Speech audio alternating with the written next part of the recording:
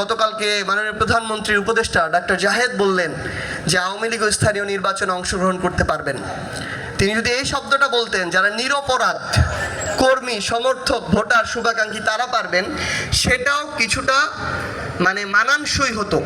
কিন্তু যখন শব্দটা ডিরেক্ট আওয়ামী লীগ হয়, আশেপাশে অন্য কিছু থাকে না, আমরা তাদের উদ্দেশ্যটাকে সন্দেহের চোখে দেখি।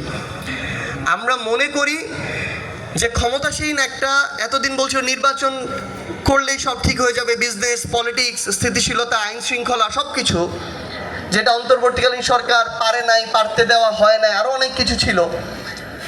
কিন্তু এখন তো আমরা ওই চেষ্টাটা তাদের জায়গা থেকে দেখতে চাই।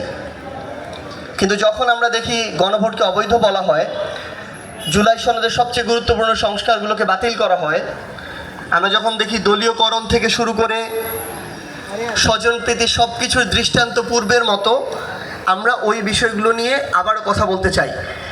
তারপরও আমাদের এই যৌক্তিক সমালোচনা থাকুক, কথা থাকুক, কিন্তু দিন শেষে আমরা যেন ওই একটা প্রশ্ন ঐক্যবদ্ধ থাকি, যারা একটা গণহত্যার নির্দেশদাতা, খুনি, পিলখানা হত্যাকাণ্ড থেকে শুরু করে শাপলা হত্যাকাণ্ড, মোদি বিরোধী আন্দোলন কিংবা জুলাই অভ্যুত্থানে যারা হাজারের অধিক খুন, গুম, বিচার বহির্ভূত হত্যাকাণ্ডের নির্দেশদাতা, তাদের বিষয়ে যেন আমরা ঐক্যবদ্ধ থাকি।